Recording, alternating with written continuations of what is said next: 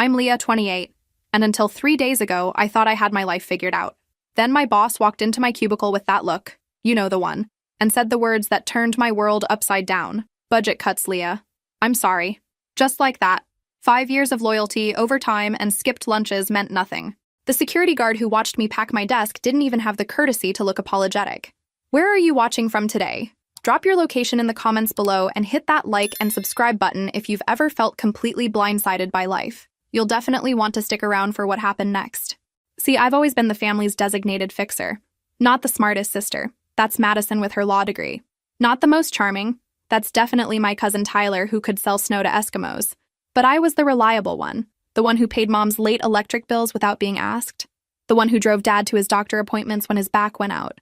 The one who listened to everyone's problems and somehow always had a solution. Being fired 3 days before New Year's wasn't just a career setback, it was an identity crisis. For the first time in my adult life, I didn't have answers. I didn't have money to throw at family problems.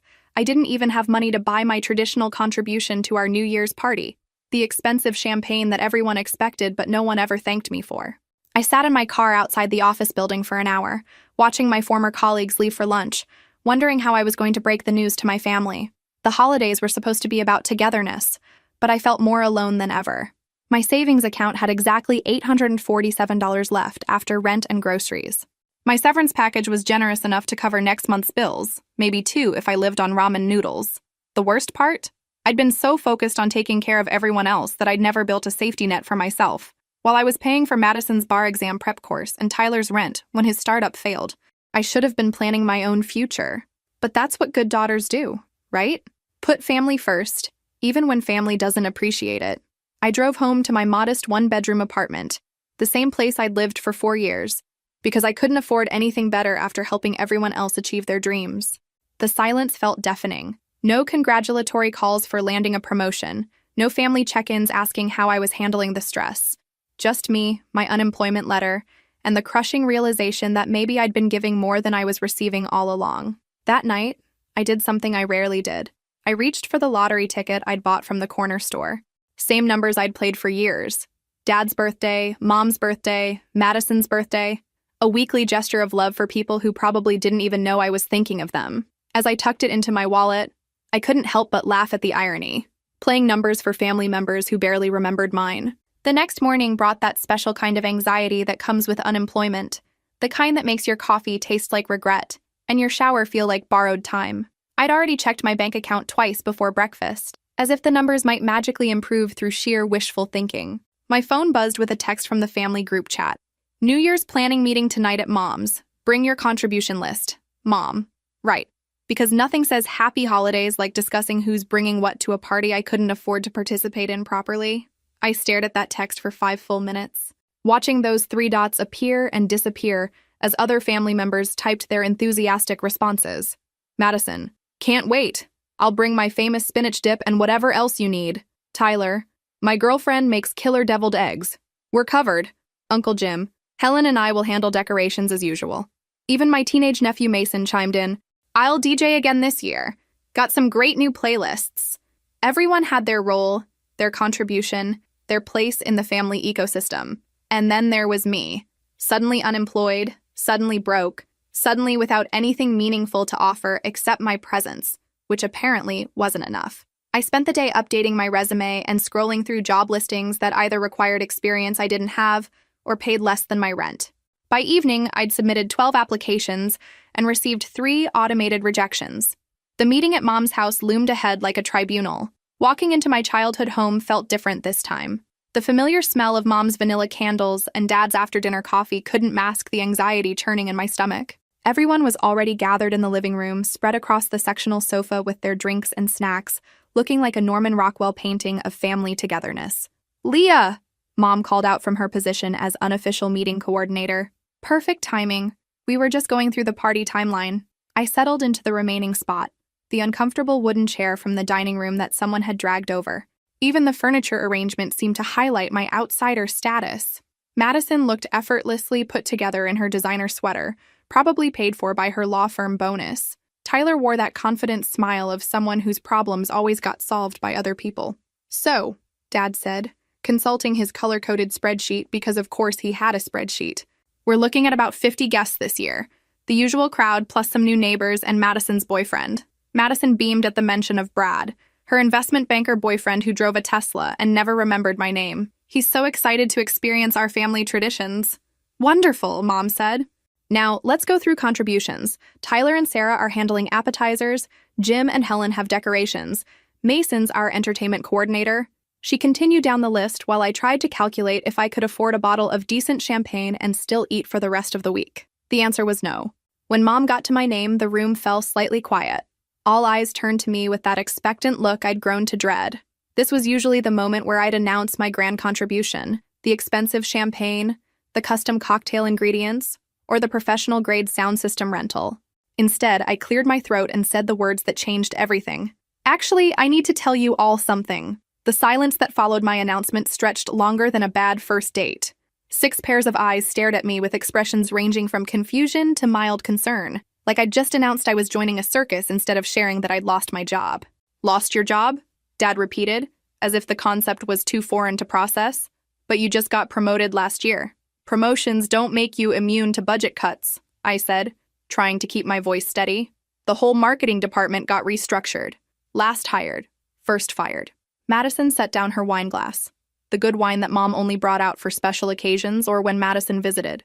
That's terrible, Leah. But surely you saw it coming. Usually there are signs. Because clearly, if I'd been paying attention instead of being blindsided while working late on a campaign that would never launch, I could have prevented corporate downsizing through sheer willpower and positive thinking. It happened fast, I said. Budget meeting Monday, pink slips Tuesday. Well, that explains the energy tonight, Tyler chimed in with his trademark grin. You've been giving off some serious doom and gloom vibes since you walked in. Doom and gloom vibes, right? Because losing my primary source of income 3 days before Christmas was really just a minor attitude adjustment away from being resolved. Mom leaned forward with that concerned expression she usually reserved for stray cats and neighborhood gossip. How long will you be out of work? Surely someone with your experience won't have trouble finding something new. I hope not. But the reality is that I might not find something immediately. And even when I do, it probably won't start until after the holidays.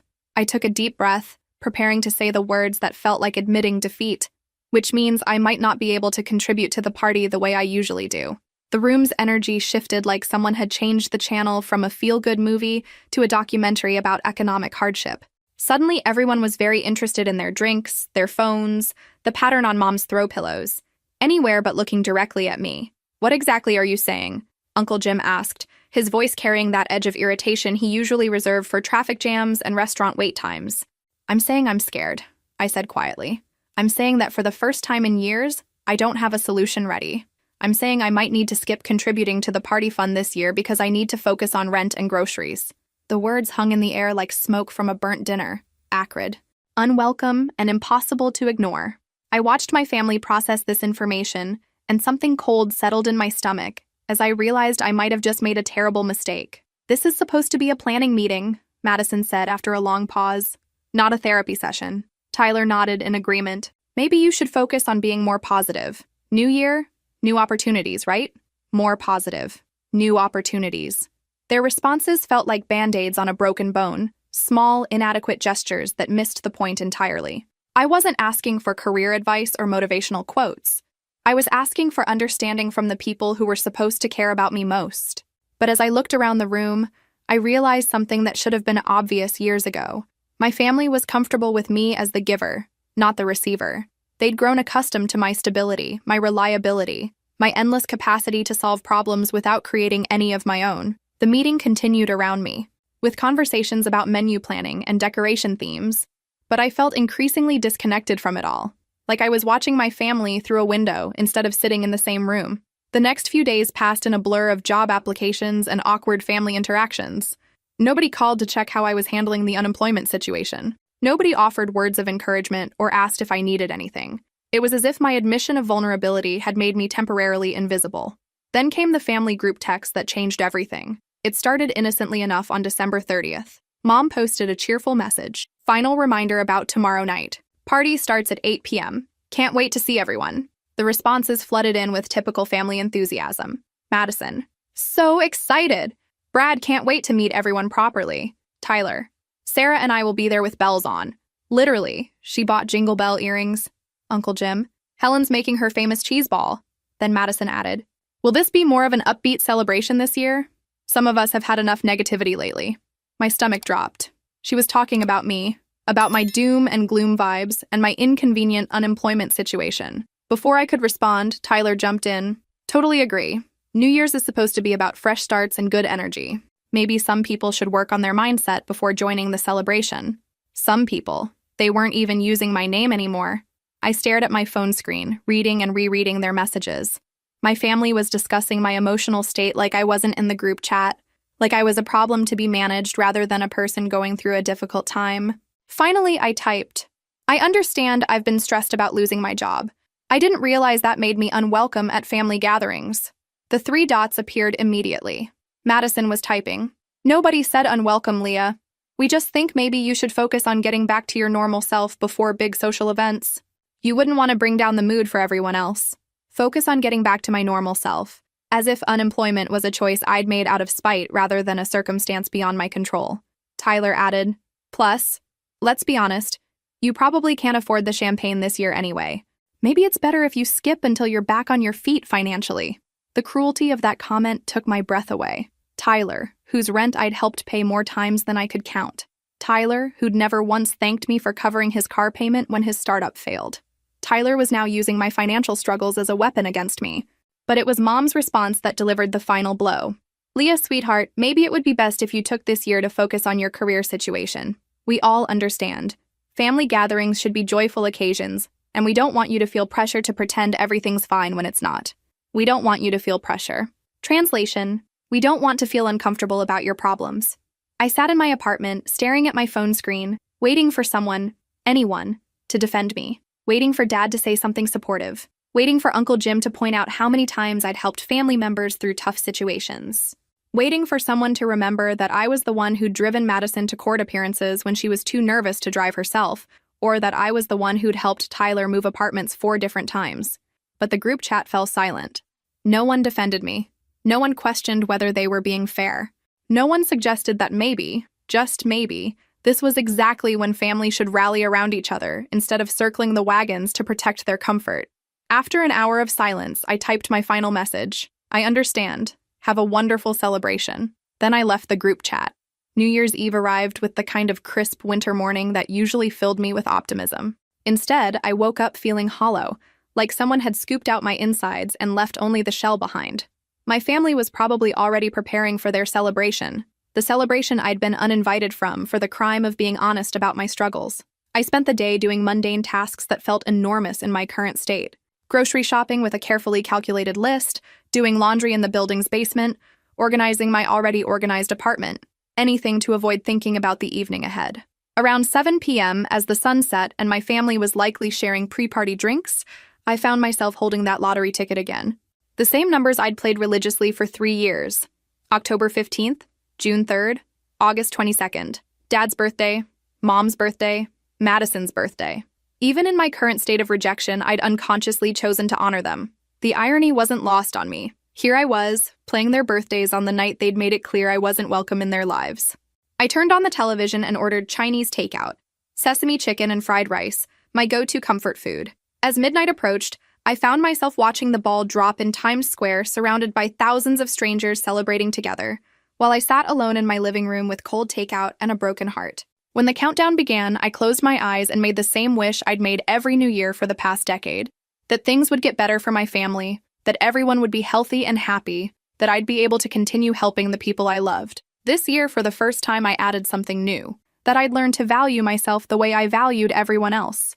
At 12:01 a.m., my phone buzzed with New Year's texts from friends and a few distant relatives. Nothing from my immediate family. Not even a generic Happy New Year message. They were probably still celebrating. Probably hadn't even noticed my absence beyond the relief of not having to deal with my negative energy. I fell asleep on the couch around 2 a.m., still wearing the dress I'd originally bought for their party. The next morning, January 1st, started like any other hangover-free New Year's Day. Quiet, reflective, full of possibility and regret in equal measure. I made coffee and checked my phone for the lottery results, a ritual I'd maintained for years despite never expecting anything more than the occasional free ticket. That's when I saw the numbers. October 15th, June 3rd, August 22nd, plus the Powerball number that matched my lucky number 7. I stared at the screen, convinced I was misreading something. I checked again, and again. I pulled out my ticket and compared the numbers line by line, my hands shaking so badly I could barely hold the paper steady. $340 million. $340 million. I won using the birthdays of the family members who just excluded me from their celebration.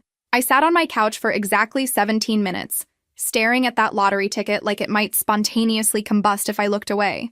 My brain kept cycling through the same thought. This couldn't be real. People like me didn't win life-changing amounts of money. People like me paid other people's bills and got uninvited from family parties for having the audacity to struggle. But the numbers were right there in black and white, mocking me with their perfect alignment. My first instinct was to call someone, to share this impossible news with another human being who could confirm I wasn't having some kind of breakdown. But who could I call? My family had made their position clear. My few close friends were probably still sleeping off their New Year's celebrations. So I did what any rational person would do upon discovering they'd won $340 million. I Googled what to do if you win the lottery, and spent 2 hours reading articles about tax implications and lottery lawyers. By 10 a.m., I'd created a mental to-do list that started with call lottery office and ended with figure out how to navigate suddenly having more money than God. But first, I needed coffee and the illusion of normalcy. I was standing in my kitchen, holding my lottery ticket and wondering if this was all an elaborate dream, when my phone started buzzing. Not just a text or call, continuous buzzing like someone was having a technological seizure. The first call was from a number I didn't recognize. Then another. Then 5 more in rapid succession. Then came the text from Madison. "Leah, call me right now." Followed immediately by, "I can't believe this is happening." And then, "Please tell me you didn't actually win." My stomach dropped. Somehow they'd found out. I'd been careful not to tell anyone. Hadn't posted anything on social media. Hadn't even fully processed it myself. How could they possibly know? Then Tyler's name appeared on my screen, and I answered without thinking. "Leah?" His voice was different. Strained. Almost panicked.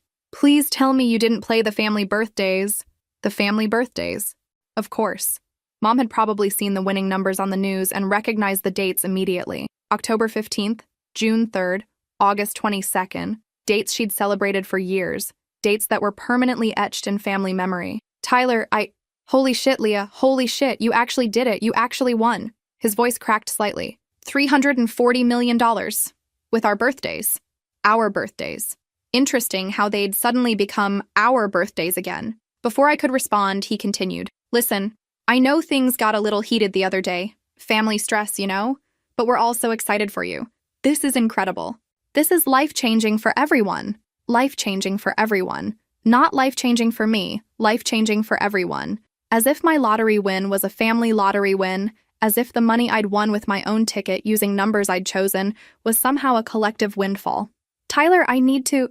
Mom wants to talk to you. We all want to celebrate. Can you come over? We should plan how to handle this together. As a family. As a family. The same family that had uninvited me from their celebration less than 48 hours ago for having negative energy. The same family that had suggested I skip gatherings until I got my life together. My phone was now buzzing with texts from numbers I hadn't heard from in months. Cousins, aunts, uncles, family friends who'd somehow gotten my number and suddenly remembered my existence. But it was the message from Mom that made my hand shake. "Sweetheart, I just saw the numbers on the news. I recognized them immediately. Those are our special dates. Can you believe it? This is meant to be. This is going to change everything for all of us. We should meet today to discuss how to move forward. Love you so much. Love you so much." When was the last time she'd said that? When was the last time any of them had expressed love without it being connected to what I could do for them? I turned off my phone and sat in the silence of my apartment, holding a piece of paper worth more money than I could conceptualize. The same family that had excluded me for being broke was now including themselves in my wealth. The irony would have been funny if it wasn't so heartbreaking. Within an hour of turning my phone back on, I had 47 missed calls, 83 text messages, and apparently I'd been re-added to the family group chat I'd left 2 days earlier. The same group chat where I'd been essentially voted off the island for having the audacity to be unemployed during the holidays. The group was now called Leah's Big News, with approximately 12 heart emojis. Because nothing says genuine family love like emoji overuse and excessive exclamation points. The messages were a masterclass in selective amnesia. Madison. "OMG, OMG, OMG, I can't believe my sister is a millionaire." Tyler. "This is insane. Best New Year's ever. When can we celebrate properly? Mom, I always knew this family was blessed. The universe has rewarded our Leah's generous heart. Our Leah. Funny how I'd been promoted from negative energy to our Leah in the span of discovering I had money. Uncle Jim. Helen and I are so proud. You deserve every penny. Every penny. Including the pennies I'd apparently been too broke to contribute to their party, according to these same people 48 hours ago. But it was Madison's follow-up message that really showcased the family's newfound enthusiasm. I've been looking at cars online and found the perfect BMW for myself, just thinking about how we should coordinate our luxury purchases. Sisters supporting sisters. Sisters supporting sisters. The same sister who'd suggested I skip family gatherings until I fixed my attitude problem. Then came Tyler's contribution. Sarah and I found this amazing downtown loft. The rent is only $4,000 a month, perfect for young professionals like us. Maybe we could discuss investment opportunities later. Investment opportunities. Translation. Please pay our rent forever because we're too important to work jobs that actually cover our lifestyle choices. My phone rang again. Dad this time. I let it go to voicemail, then listened to his message with morbid curiosity. Leah, sweetheart, this is incredible news. Mom and I are so excited we can barely think straight. This is life-changing for the whole family. We should get together today to discuss how to handle everything. Financial planning, media attention, family coordination. There's so much to organize. Call us back as soon as you get this. We love you so much, honey. This is amazing. Life-changing for the whole family. Not life-changing for me. Life-changing for the whole family. As if I'd won some kind of group lottery instead of playing my own numbers with my own money. The irony was so thick you could cut it with a knife. These were the same people who'd been concerned about my negative energy contaminating their New Year's celebration. Now suddenly they wanted to coordinate our futures like some kind of financial commune. More calls came in from relatives I hadn't spoken to since last Christmas. Cousin Sarah from Portland, who'd never returned my birthday calls. Aunt Jennifer from Florida, who'd skipped my college graduation because it was too far to travel. Uncle Mike from Chicago, who'd borrowed $500 3 years ago and had apparently developed amnesia about paying it back. Everyone suddenly remembered my existence and, more importantly, my phone number. The group chat continued its frenzied activity. Mom, we should plan a proper celebration, maybe a family vacation? I've always wanted to see Italy. Madison, yes, Europe would be perfect. We could rent a villa. Tyler, or we could go somewhere tropical. I need some beach time after all this excitement. They were planning my money like it was community property. No questions about what I wanted to do, where I wanted to go, or whether I'd even want to travel with people who'd uninvited me from a dinner party for being unemployed.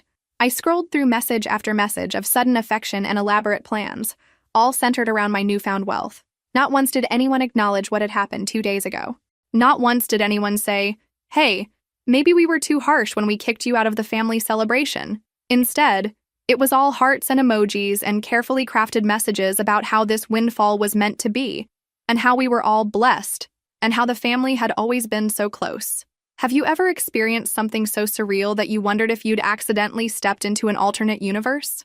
Drop your location in the comments if you've ever watched people completely rewrite history to suit their current needs. I turned my phone face down and walked to my kitchen window.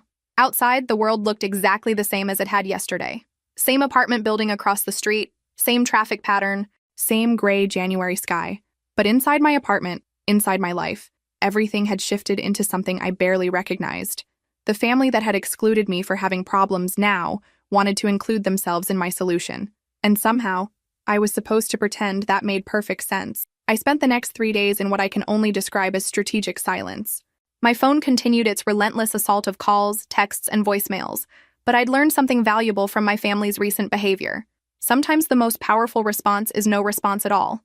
Instead of rushing to answer their suddenly urgent need for communication, I did something they'd never taught me to do. I prioritized my own needs first. My first stop was a law office downtown, where I met with Patricia Morrison, a lawyer who specialized in lottery winners. Yes, that's apparently a real specialty. Who knew there were enough lottery winners to keep attorneys busy? Patricia was a no-nonsense woman in her 50s who looked at my ticket like it was just another Tuesday morning. First things first, she said, examining my documentation. We need to establish a trust, set up tax planning, and create boundaries around disclosure and access to funds. How much have you told your family? They figured it out on their own. Recognize the numbers. Patricia raised an eyebrow. And I'm guessing they have opinions about how you should spend your winnings? I showed her my phone, still buzzing with notifications. She glanced at the screen and actually laughed. Standard family lottery syndrome. Everyone suddenly becomes a financial advisor and a loving relative simultaneously. How close were you to these people before you won? Close enough that they uninvited me from New Year's Eve for being unemployed. Ah, Patricia leaned back in her chair. Then we definitely need to discuss setting clear boundaries. Legal ones. My next stop was a financial advisor's office, where David Chen walked me through the reality of having more money than I could spend in 3 lifetimes.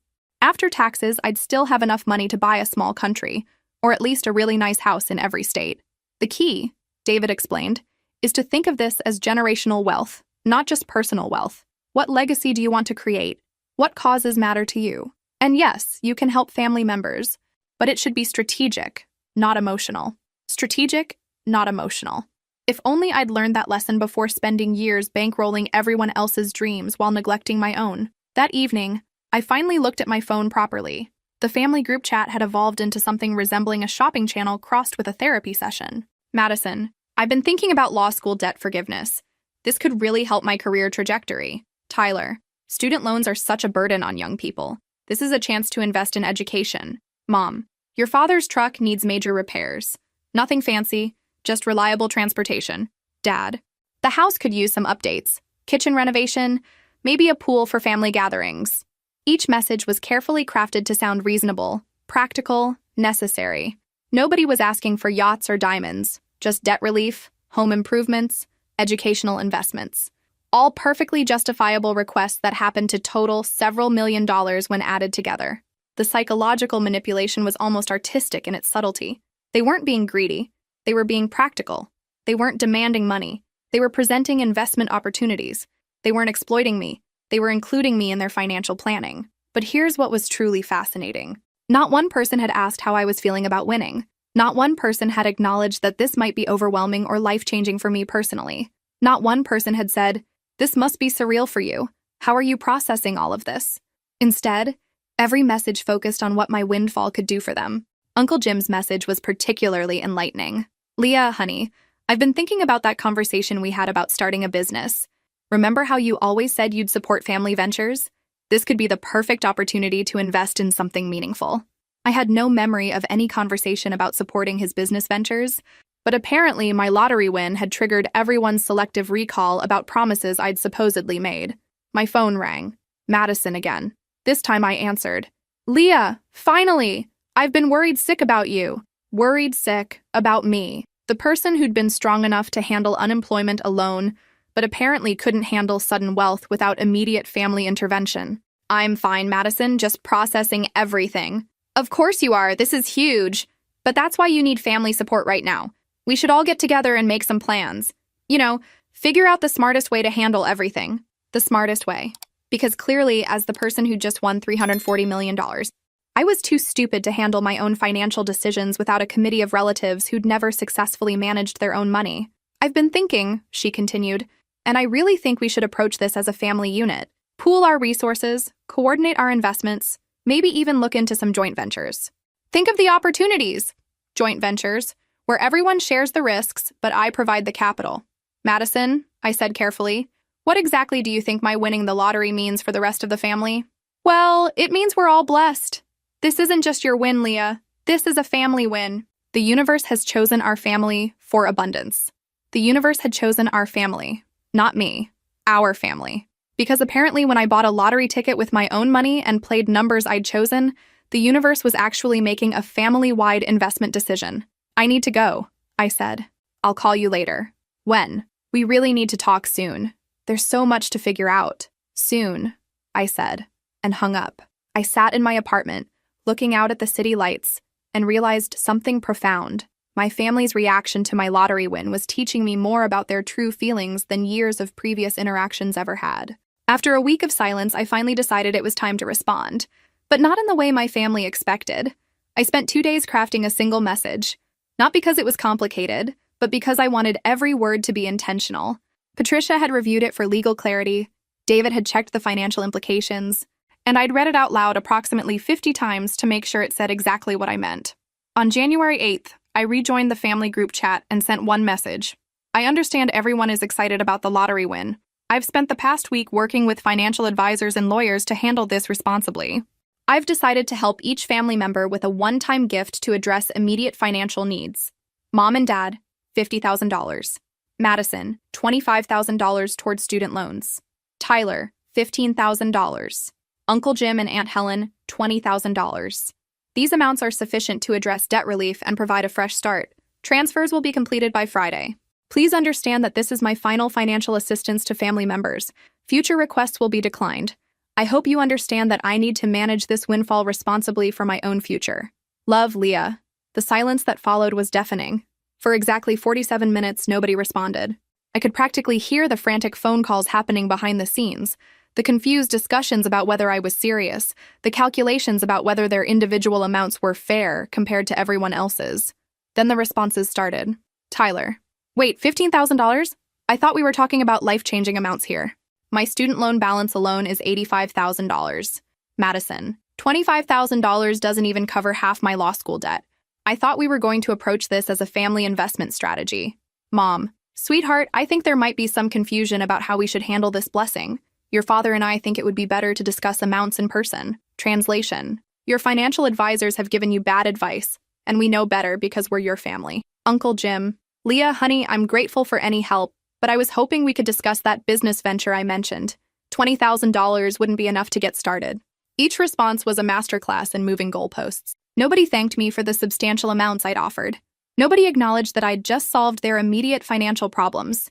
Instead, everyone focused on how my generosity was insufficient to meet their expanded expectations. The group chat exploded into what I can only describe as a digital intervention. Madison. Maybe we should all sit down together and create a proper financial plan. Leah might not understand the full scope of opportunities here. Tyler. Yeah, this seems really limited thinking. We're talking about generational wealth, not just a few $1,000s. Mom. I think Leah is getting bad advice from those lawyers and financial people. They don't understand family dynamics. Dad. We should handle this internally. Family money should be managed by family. Family money.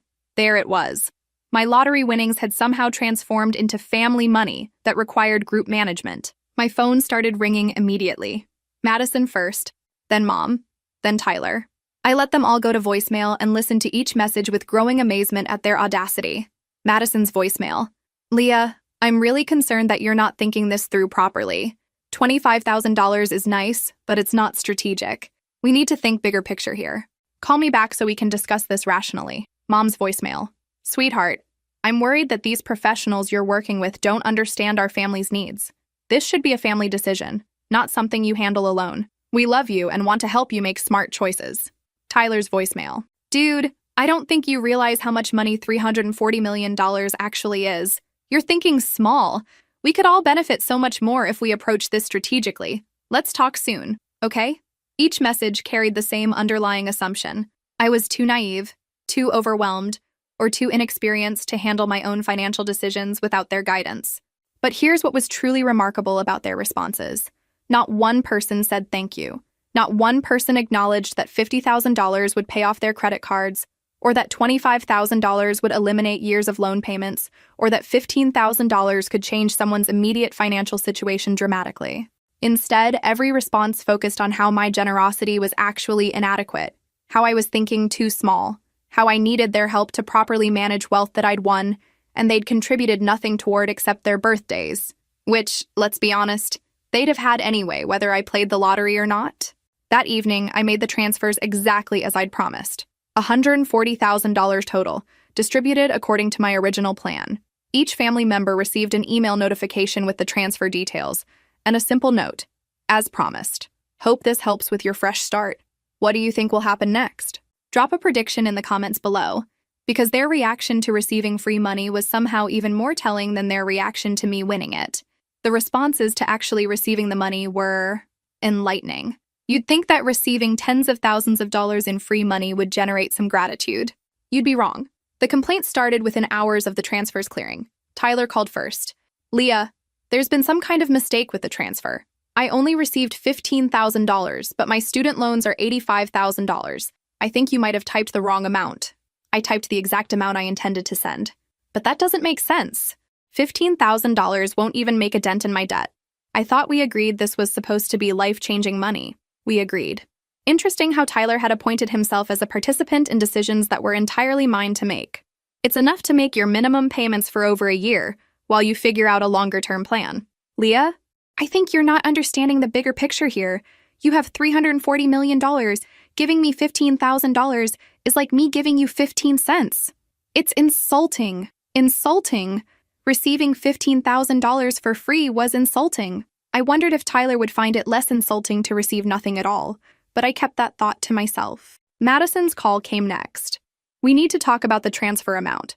$25,000 is generous, but it's not strategic. If you really want to help me succeed in my career, paying off all my student loans would be an investment in the family's future earning potential. An investment in the family's future earning potential. Madison had somehow reframed my gift as a business investment that would eventually benefit me financially. Madison, $25,000 pays off a significant portion of your debt, but not all of it. And leaving me with partial debt doesn't actually solve the problem. It's like fixing half a broken bone. It's still broken. Her metaphor was creative. I'll give her that. Comparing my financial gift to inadequate medical treatment was a new level of entitlement, but it was Mom's call that truly showcased the family's evolving perspective. Leah, sweetheart, your father and I are grateful for the $50,000, but we've been talking and we're concerned about your approach to this whole situation. My approach to winning the lottery? Your approach to family. This blessing isn't just about you, honey. It's about all of us. God has chosen our family for abundance, and we have a responsibility to handle it wisely. God had chosen our family for abundance, not me, our family. Because apparently when I bought a lottery ticket and won, it was actually a divine family intervention. We think you should consider a more collaborative approach, Mom continued. Maybe set up a family trust or foundation where we all have input into financial decisions. That way everyone benefits properly, and you don't have to carry the burden alone. A family trust where everyone had input into my money. The burden of being wealthy was apparently too heavy for me to carry without committee oversight. Mom, I've already given everyone substantial amounts of money. Substantial for regular people, but not substantial considering the blessing you've received. You need to think proportionally. Sweetheart, think proportionally. Because giving away $140,000 within a week of winning wasn't proportional enough. Over the next few days, the pressure intensified. Group chat messages shifted from gratitude to strategy sessions about how I could maximize the family benefit of my winnings. Uncle Jim, I've been researching family foundations.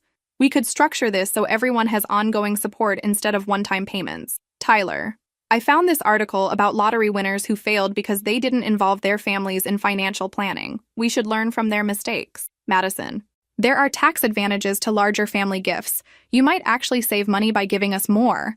Each message was carefully crafted to suggest that giving them more money would somehow benefit me. More tax advantages. Better financial planning. Reduced burden. All I had to do was surrender control of my winnings to people who'd uninvited me from New Year's dinner for being unemployed.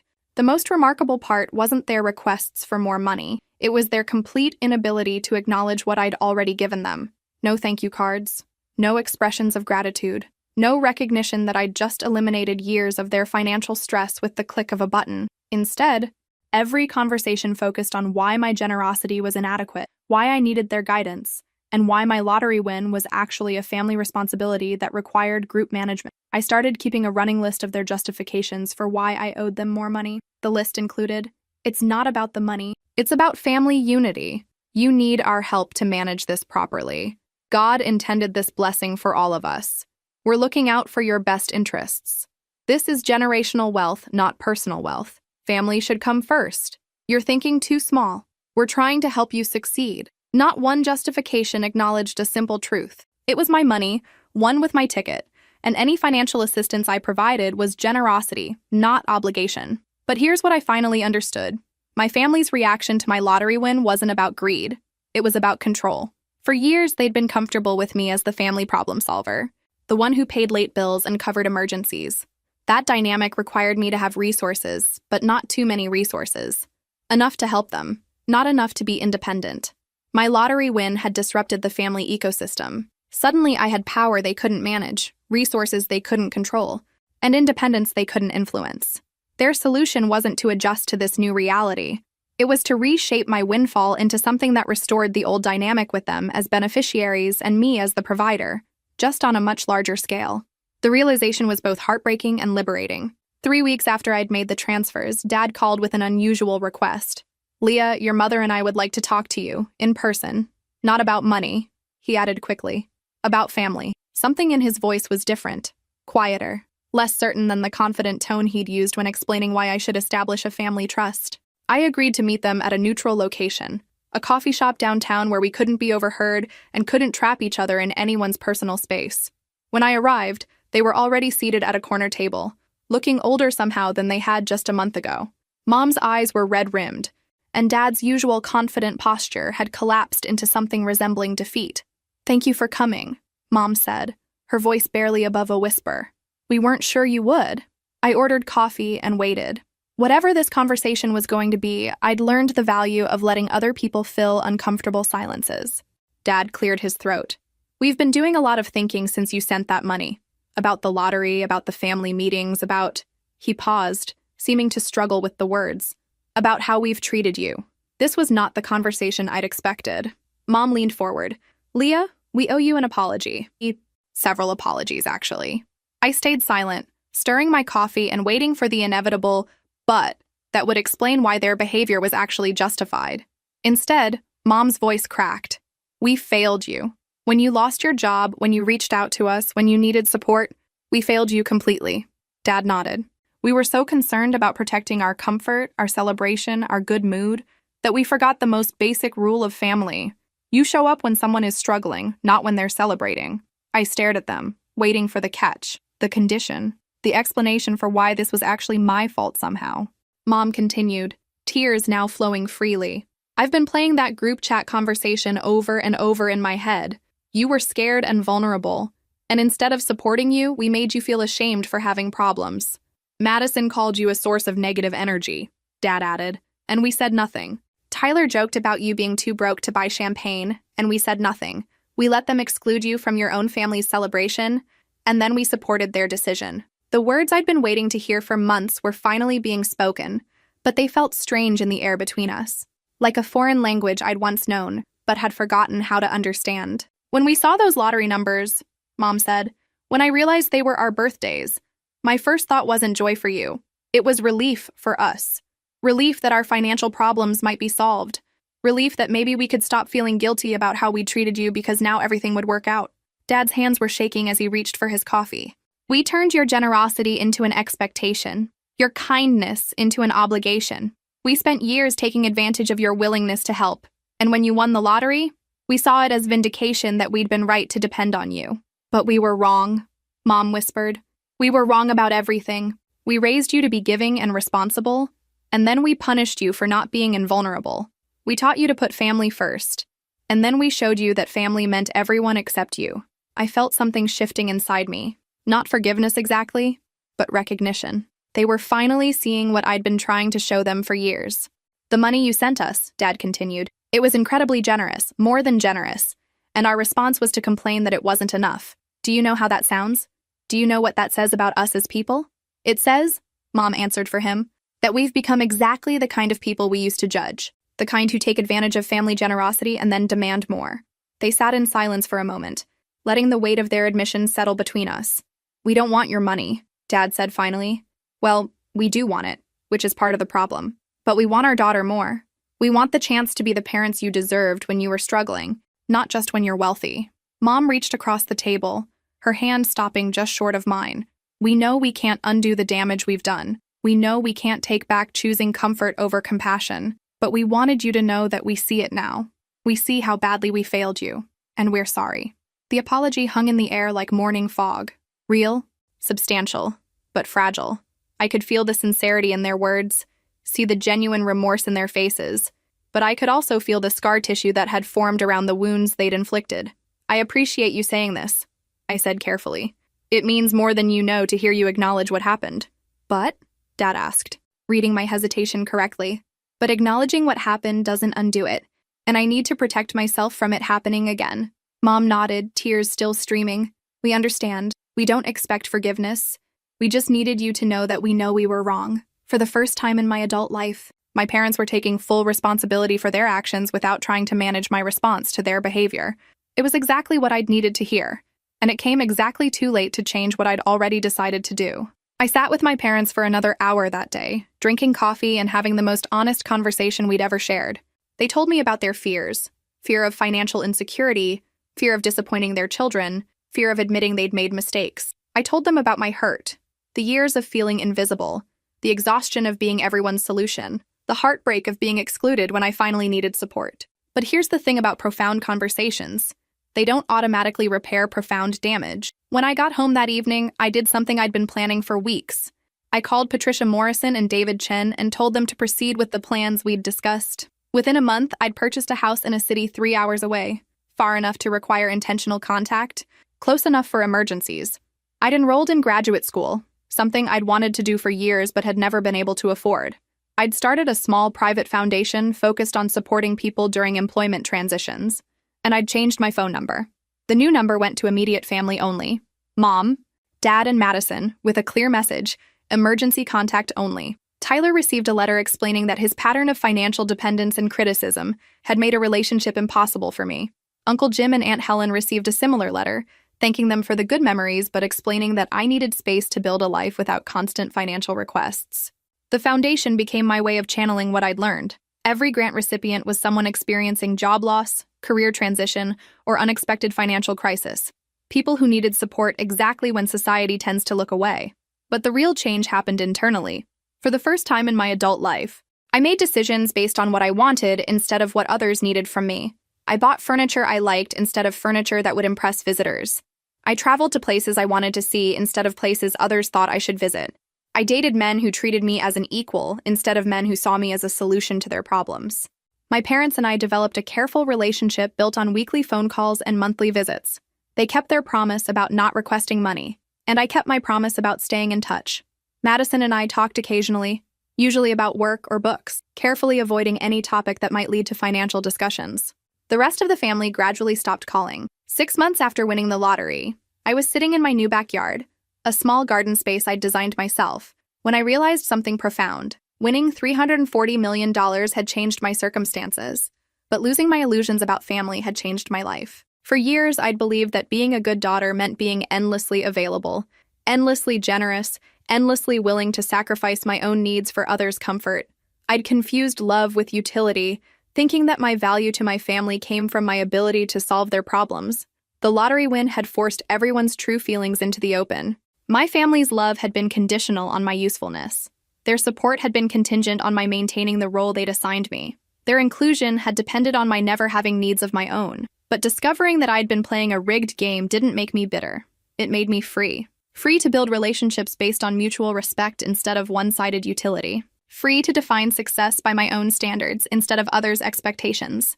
Free to say no without guilt, and yes without resentment. The most expensive lesson of my life had cost me a family, but it had given me something invaluable: myself. I still play the lottery occasionally, though I've changed my numbers.